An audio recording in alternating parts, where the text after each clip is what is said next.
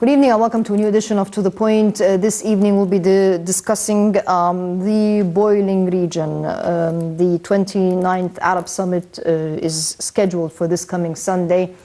Unfortunately, the files that have to be tackled in that summit are quite extensive. Lots of boiling issues. This evening with a distinguished gentleman, we'll be discussing that hot agenda of the 29th summit. With us is Dr. محمد Abdalhalim, political analyst. A pleasure to have you with us on To The Point. Quite a critical time. Lots of escalation on Palestinian territories, escalation on the Syrian territories. Escalation the issue of the Renaissance Dam the negotiations did not go as we had expected them to go. There is a threat by the United States of a military attack on Syria for alleged weapons of mass destruction. And of course we heard that scenario before. Yeah. If we tackle issue by issue, are we expecting anything substantial when it comes to the Palestinian file, for example? During the summit, the 29th, yeah, yes. Right. Despite the fact that the sort of summit in the Arab League supposed to be very much regular, not, taking and tackling, actually, as it might seem to be, a very serious subjects and objects to be discussed in details. But the fact remains that, the circumstances that are very much besieging the Middle East, particularly the Palestinian cause, the sort of the escalation of the mass, killing on the part of the Jewish troops towards the civilians of the Palestinian territories is one of the hardest and the most horrendous, issues. And so far as, that they are marching just by way of calling for a return day, which is very much peaceful demonstration, actually, I would have said. But in the meantime, to be taken in the due course of time with a large number of bullets, a large number of injuries, as much as about 20 corpses actually on the stage. So I would really say that the Palestinian cause, is one of the hottest issues that are to be on top of agenda actually when, if it is to be initiated during the course of the 29th actually, the next Sunday, so to speak. And it's on 29th session, I would say. And in the meantime, the role of Egypt, the participation and interference on the part of the Egyptian authorities actually, just by way of making a sort of reconciliation between Fatah on the one hand and Hamas on the other, actually. Yes. The long endemic history between both parties. We tried numerously to bridge the gap. Absolutely. Every now and again. I would really that some political analysts would give rise to the inevitable question, which inevitably arises, which is, why is it that Egypt would seem to be quite endorsing the Palestinian cause since about more than 60 years ago?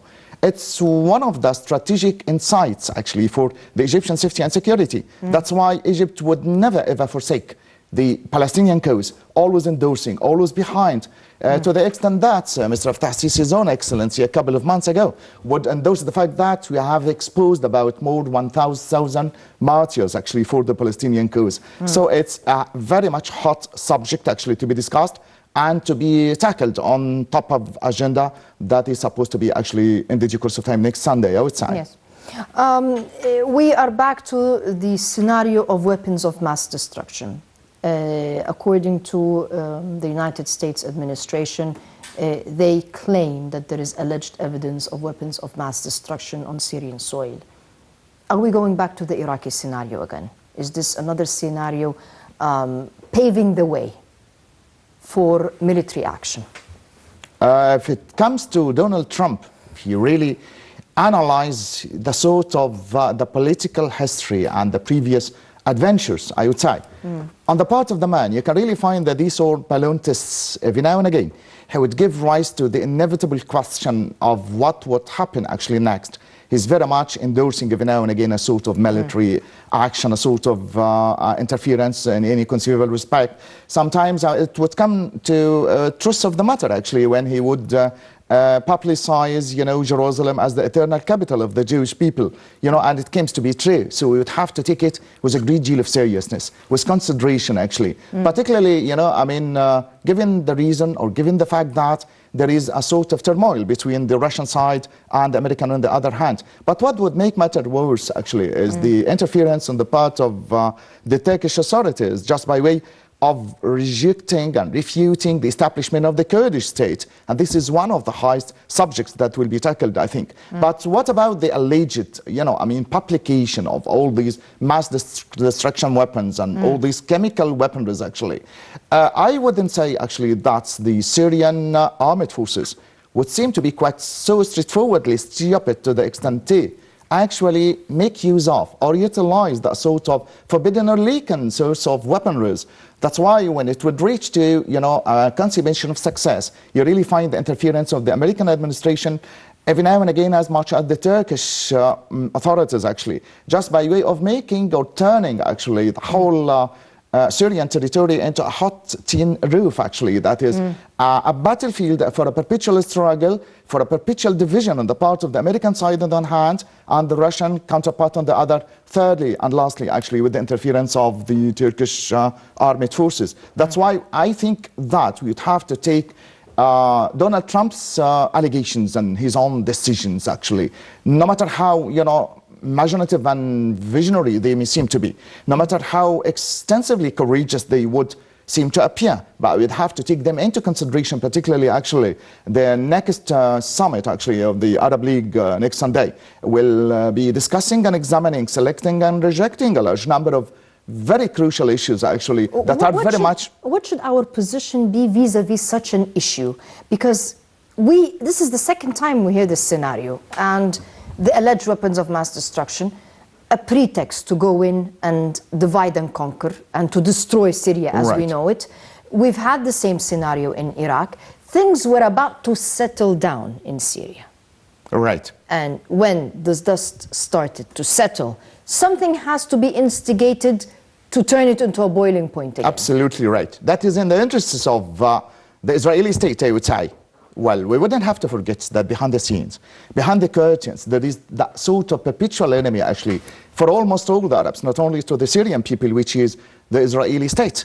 And the establishment of the Israeli state is almost the sort of the dream that the Jewish people are trying to eternalize since quite a long period of time. I would read that all these scenarios actually are to be there on the spot, just by way of diverting the attention of, attracting the Golan Heights, actually, to be part and parcel of the Israeli land, as it was to be propagated before. Yes. That's why I still remember that Benjamin Netanyahu, in more than one respect, would publicize the fact that, this is the eternal part that is to be very much adjacent to the Jewish state, and the Jewish people are very much trustworthy of it. In addition to the fact that the outright publication on the part of Donald Trump as Jerusalem as an eternal capital for Israel, both of which actually would come in the interests of the Jewish people. That's why the only and the sole, site that would get benefit actually out of the existing perpetual tussle and turmoil on the Syrian territories is Israel, I would say. Sometimes endorsed by the existence of some Turkish troops, every now and again, actually, by the fortification, actually, and the escalation on the part of the new American administration as represented by Donald Trump. In more than one respect, Donald Trump would publicize, between two inverted commas, that, our own geostrategic friend behind the NATO ally, I would say. So this is the perpetual song, actually, of the new American administration, no matter how the sort of the American president that would come to the Oval Office, actually, who would seem to be quite very much endorsing and very much publicizing, as much as directing and challenging his own straightforward enforcement, actually, for the Jewish case, as it is to be represented, by his own previous declaration of Jerusalem. This is on one side. Another side, which is also very much important, I really say, the Iranian interference every now and again, which is very much maximal within the circle of alienation and isolation that would seem to be quite besieging the Gulf area. This is a very important topic. And I think that the next summit, if it's to be, inaugurated next Sunday, will be discussed among the hottest subjects that will be part and parcel of the Arabic agenda, actually, on a large scale. We've had the Emirati Crown Prince in Egypt today visiting with President Abdel Fattah al-Sisi. The timing of that visit, and let us not also forget that there is quite a lot of pressure right now from the United States on the Gulf to make reconciliation with Qatar. The timing of the visit, taking into account the events in this region, plus the UAE is one of the leading countries in the Gulf, and how the US is pressuring. What are we expecting to come out of this meeting leading to the summit? Well, I would really imagine that the whole situation will be changed in favor of, inaugurating and bringing together, those four-quartet Arab countries, actually. The sort of the insistence every now and again on certain demands, actually, on top of them, which is the stoppage of the Al Jazeera channel, as much as, receiving an extradition of all those activists, actually, that are to be escaping, actually, to the Qatari territories, the Principality of Qatar, and stop in the meantime, financing and aiding terrorism as much as extremism. These among the top 13 demands, actually, that are to be represented by the four Quartet Arab countries, including United Arab Emirates. And the visit of today, actually, His Own Excellency, actually, to Egypt, I think would seem to be in the interests of both countries in much the same way that it would try to pacify the whole situation, particularly when Prince Salman actually would address Sheikh Tamim, Principality of Qatar, actually, to go and have his own say, actually, about attempting to visit Saudi Arabia, the Dammam, so to speak, instead of Riyadh, because of these threatening voices and attacks on the part of the Houthi rebels. That's why I would really endorse the fact that that sort of visit on the part of the Crown Prince of the United Arab Emirates, being part and parcel of the full quartet, is in the interests of not only both countries, that is Emirates, United Arab Emirates on the one side, and the Egyptian political authority on the other, but actually the four previous Arab countries. That would seem to be quite looming large in the interests of trying to solve the problematic situation. For us, we all know that, during more than 10 or 11, months, the consulatic and diplomatic relations between, those countries side by side with Saudi Arabia, actually, and the sort of the sanctions that are to be imposed on the Qatar administrative, principality, would put Qatar in a very critical situation, in a very isolated state, which is very much maximizing every now and again till it would reach, actually, to the necks of the people. That's why I think that that sort of highly profile visit on the part of the Crown Prince will try to pacify and ease and bring subjects of mutual interest, actually, between Egypt on the one hand and between United Arab Emirates on the other, before the advent, before the appearance, actually, of Prince Sheikh Tamim, actually, to the summit. Particularly, you cannot really anticipate a great deal of what you might call mutual interest or mutual identification. The Egyptian political side and the Egyptian political stance is very much straightforward, is very much direct.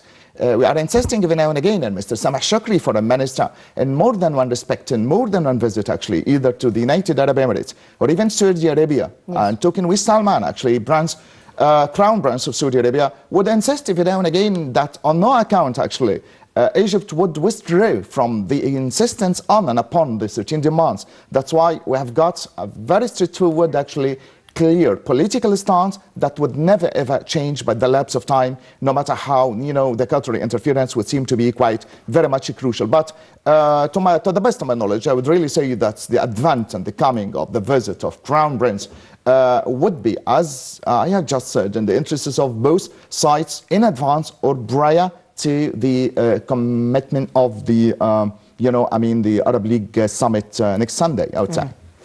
With us on the line is Her Excellency Ambassador Jilan Alam, former Assistant Foreign Minister. Your Excellency, can you hear us? Yes, thanks. Yes. Can you tell us what are we expecting this coming summit, the Arab summit on Sunday?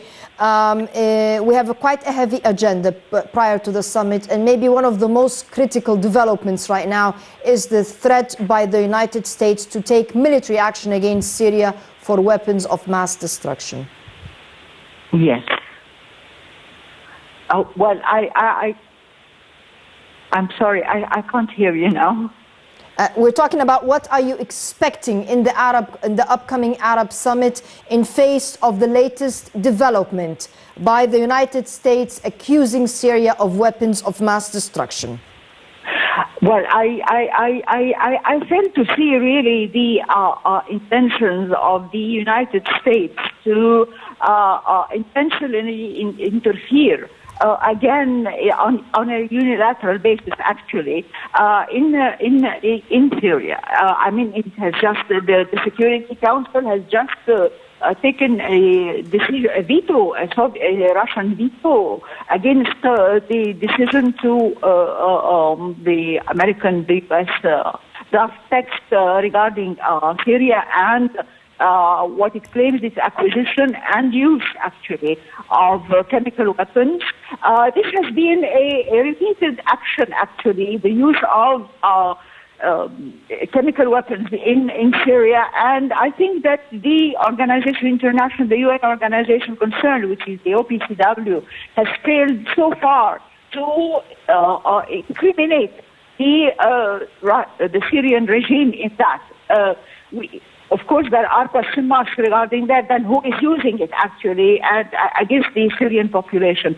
But the point is that the United States should really realize, I mean, Arab ministers are already underway and already undertaking preparations for the summit, which is next Sunday.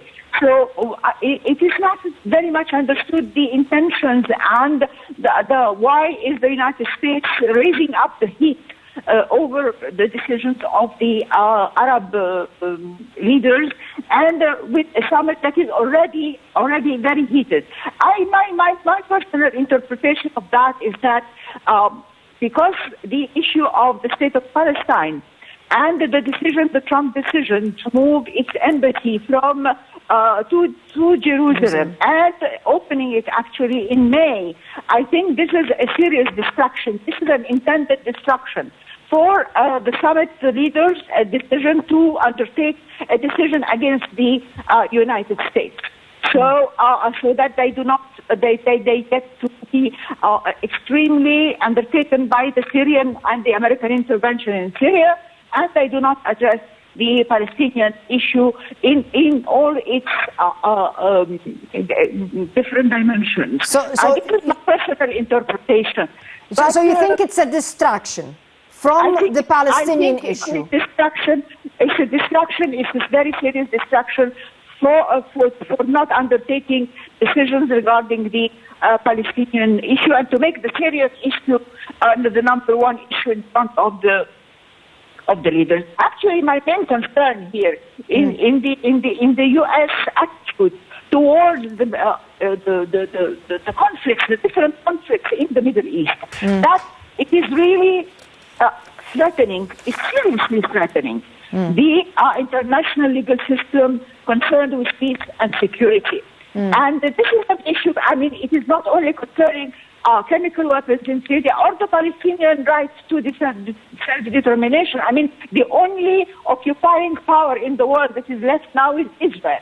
And yet, the United States undertakes every possible measure to emphasize the situation and the infringement of Israel regarding the international legal system and the legal rights and the basic human rights of Palestinians. So I think this is a major threat to that, and actually this should be one of the issues that have to be undertaken, stressed, and regarded by the next Arab summit regarding that situation. The big problem again here is that the Arab summit in Riyadh, is faced with quite a few burning issues actually.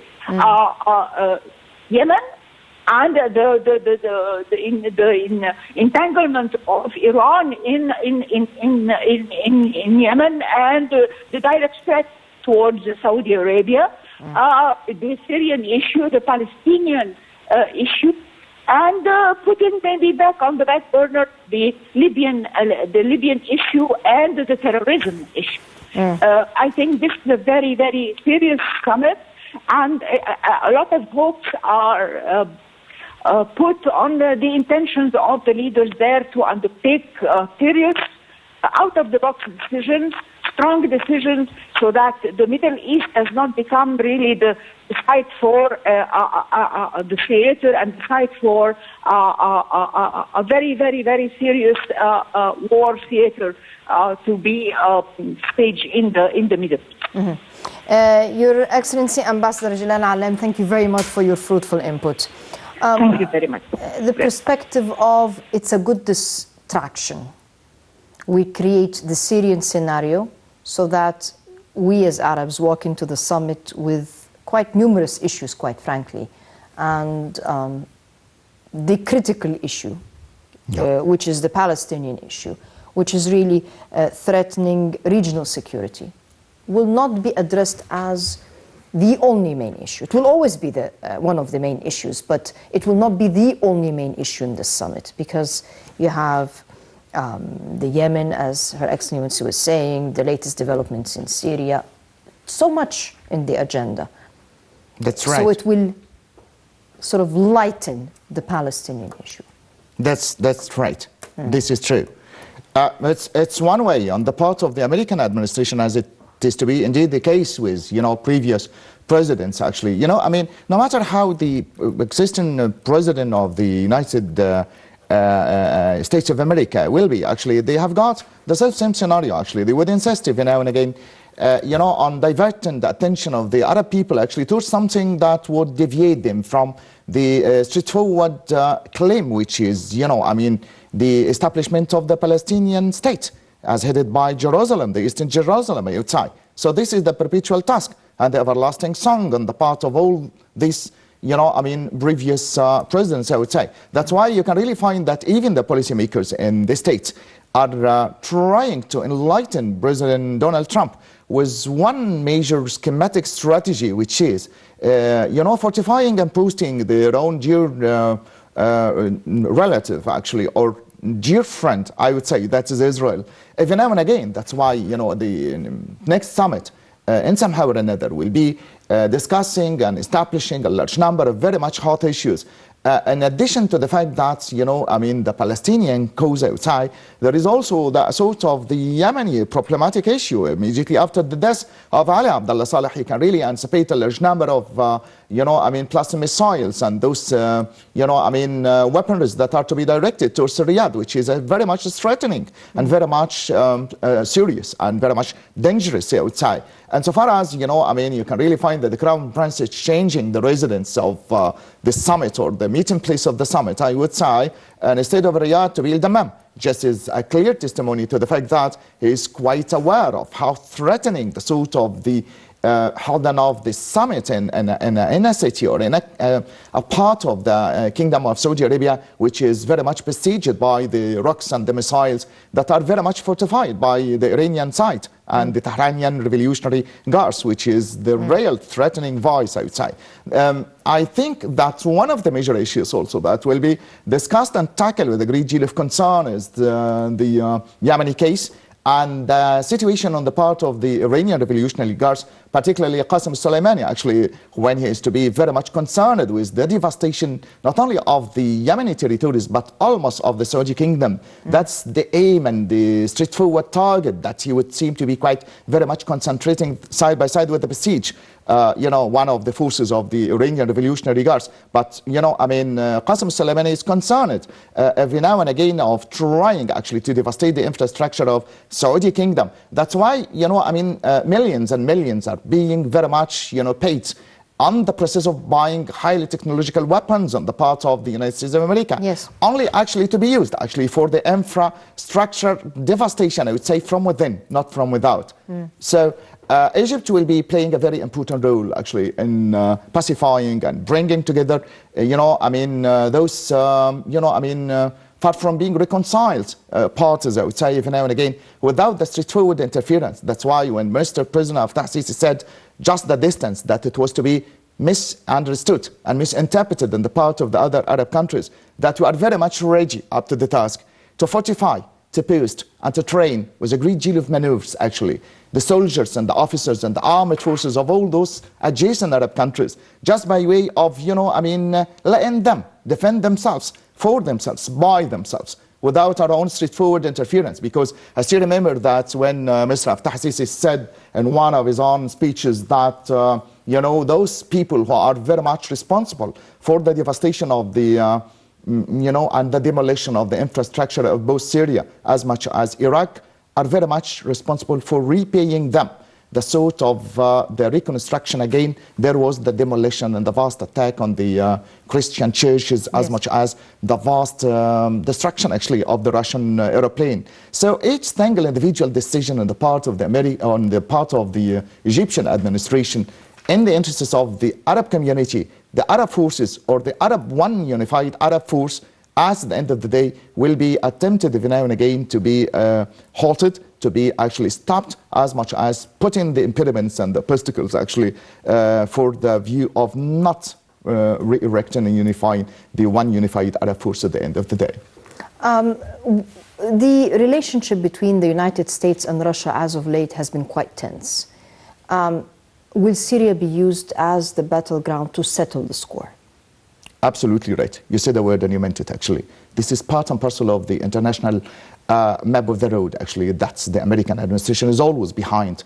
In much the same way that the Russian troops, as Vladimir Putin, actually, that sort of, titanic, extra, super powerful president that is very much popularized and very much deeply wished and pitied on the part of the Russian people.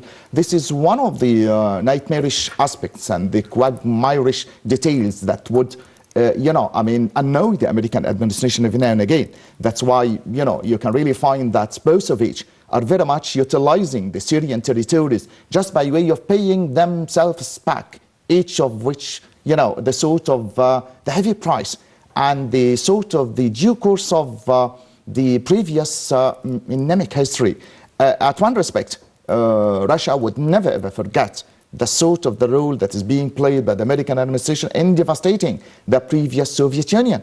In much the same way that the new American administration will never ever forget the sort of the scandalous espionage and the spying case that has been propagated in one respect. So the previous history between both countries is very much obvious and clear, and not in the interests of the Syrian territories. The sort of the game is to be finalized and to be very much consummated on that sort of Arab part, which is very dear for almost all the Arab countries. That's why the summit that is supposed to be held actually the next Sunday will be very much concerned actually with discussing, with expressing even now and again the prerequisites and the demands on the part of almost all the Arab countries, including the four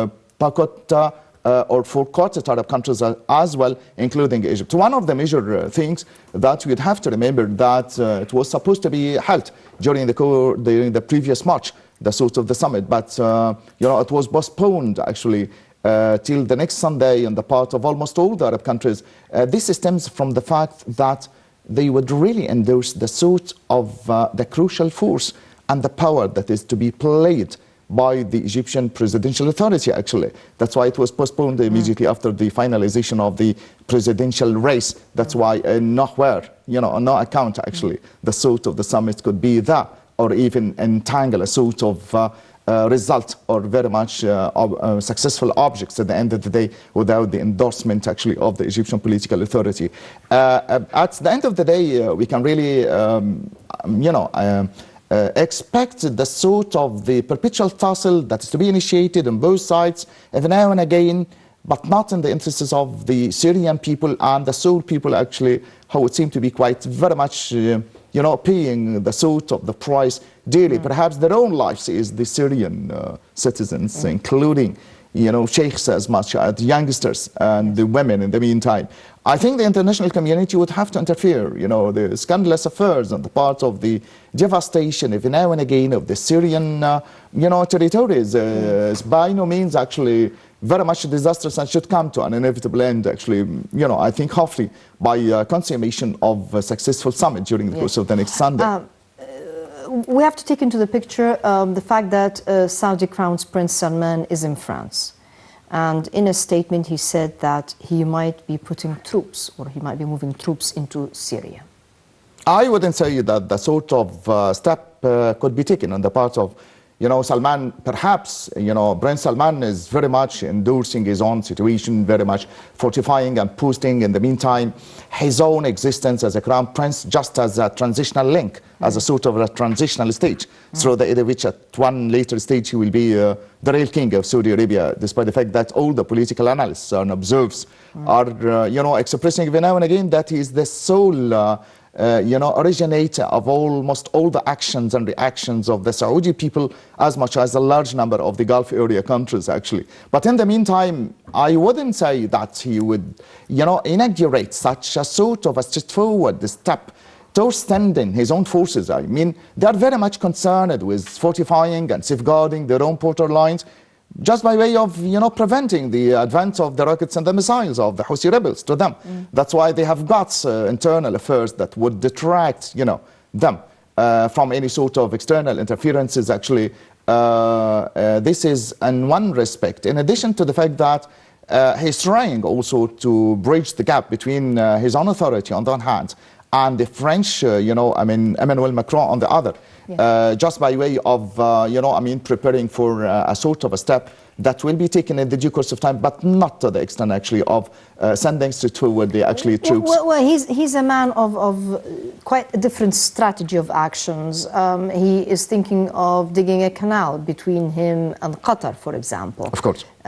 Which will be basically converting Qatar into an island at a time when the United States is pushing the Gulf to mend fences. Is he moving in the direction of heeding such advice?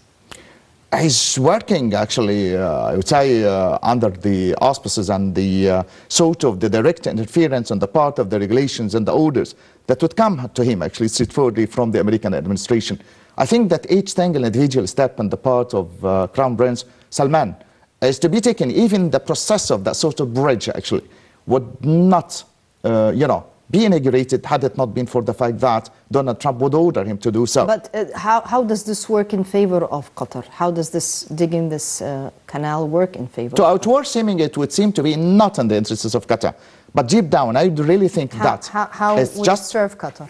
It would, in somehow or another, actually, pacify the sort of the relations and to relieve the sort of the sanctions between both countries. To outward seeming, it would seem to be not, I would say, in the interests of Qatar. But deep down, I think, under the auspices and the protection and the interference of now and again of America, of Donald Trump, actually, I think that it would pacify the sort of the tussles and the turmoils between both countries as a sort of an integrative step that would put an end for the sort of the, stoppage of the consulatic and the diplomatic relations as well between themselves.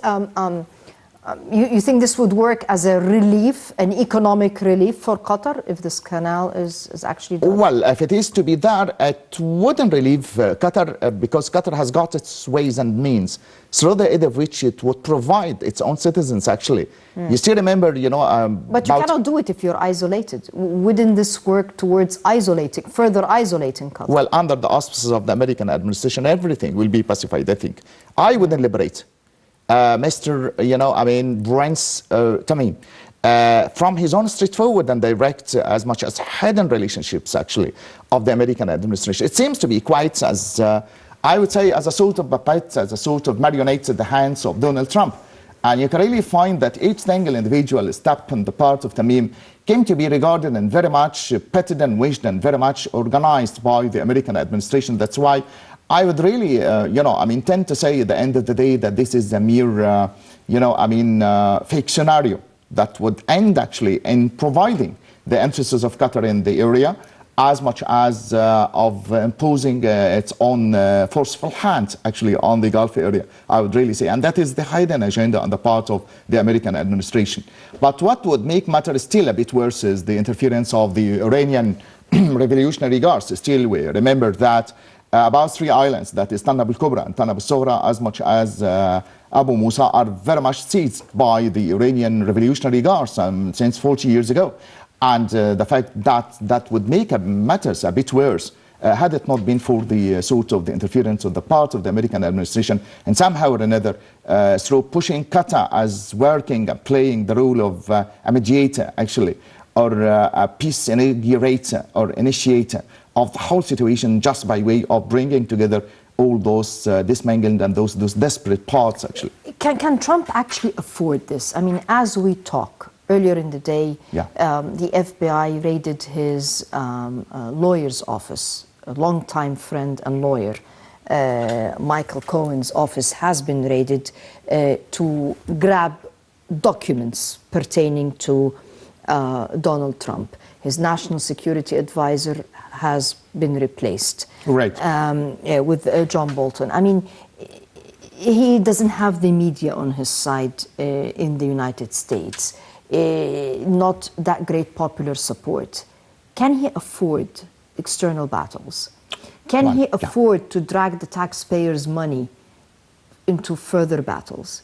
Because they are still recovering, supposedly, well, from the Iraqi scenario. Absolutely, yeah, that's right. Well, as it stands, he seems to be a man with, you know, a large number of disputes about his own coming and his own existence and about his own, you know, I mean, sort of journey into the White House. He's a man of, you know, I mean, who seems to be quite behind the political agenda, tycoon and a very much distinguished businessman who has nothing to do with the world of politics. That is quite right.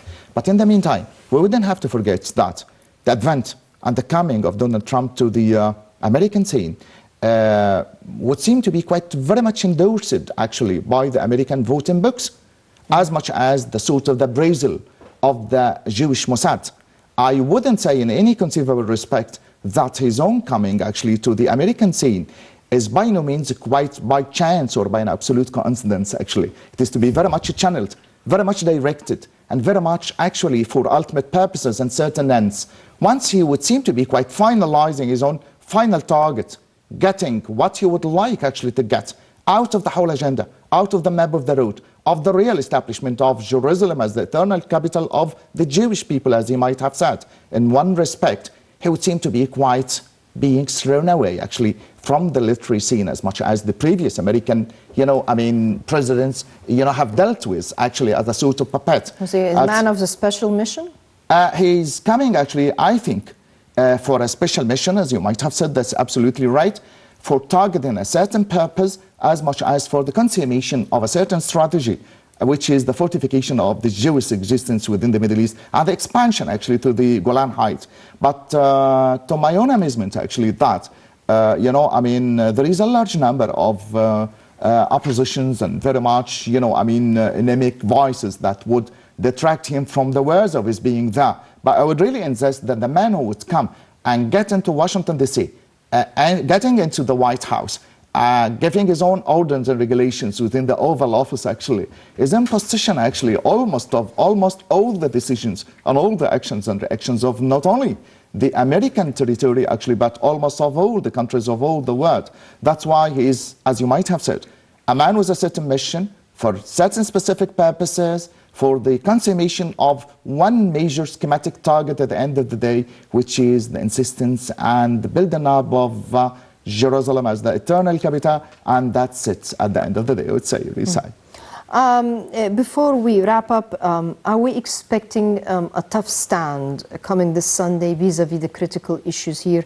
And when I say a tough stand, are we expecting unified stand from the Arab Summit vis-a-vis America's latest decision to set up shop in Jerusalem, or its decision to, or its threat to carry out any military attack against Syria? Well, I mean, as it was indeed the case during the previous summits in more than one respect, concerning more than one critical issue that would be very much threatening the infrastructure of the Arab nation, there was some slight differences among the votes, actually, among the Arab countries. But still, I think after the previous declaration, the false declaration, I would say, on the part of Donald Trump of the establishment of Jerusalem as Israeli capital, removing of it from Tel Aviv to, you know, to Jerusalem, I would really say that the Arab countries are very much unified to a greater extent, and no matter how, you know, differences between themselves. Well, we're unified in our not accepting.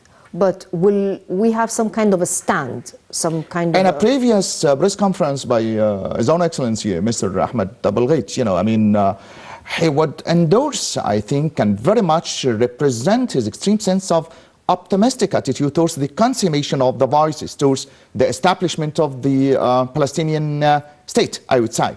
And much the same way that he's very much optimistic and very much endorsing, actually, you know, I mean, the process of representing the sort of one unified Arab force that would fill the void and the great deal of the political emptiness, actually. You're optimistic about this unifying Well, Arab I force. myself am very much optimistic, actually. You think this will actually materialize? The previous declarations and the previous voices in the U.S. Security Council, actually, and repudiating and rejecting the sort of declaration on the part of Donald Trump, will give us a clear testimony to one main fundamental fact, which is at the end of the day, the rejection, as much as the repudiation, actually, of the establishment of Jerusalem and the moving of it, actually, from Tel Aviv to be such an eternal, alleged eternal capital of Israel. Well, I would really, represent my signs of optimism towards the final consummation of taking a decision. But this is not the whole case. This is not the whole problematic issue. The case will be very much worse, actually, when we really come, actually, to the consummation of it, to the act of turning the voices and the words and all these, decisions into real straightforward actions on realistic foregroundings, actually, just by way taking straightforward decisions at the end of the day. Dr. محمد Abdalhalim, thank you very much for joining us. Coming this Sunday, let us hope we have a strong stand. Hopefully, yeah. Again, I'd like to thank you. I'd like to thank you, the viewers. We'll be following up on the Arab Summit this coming Tuesday, and we wish you a very pleasant evening and good night.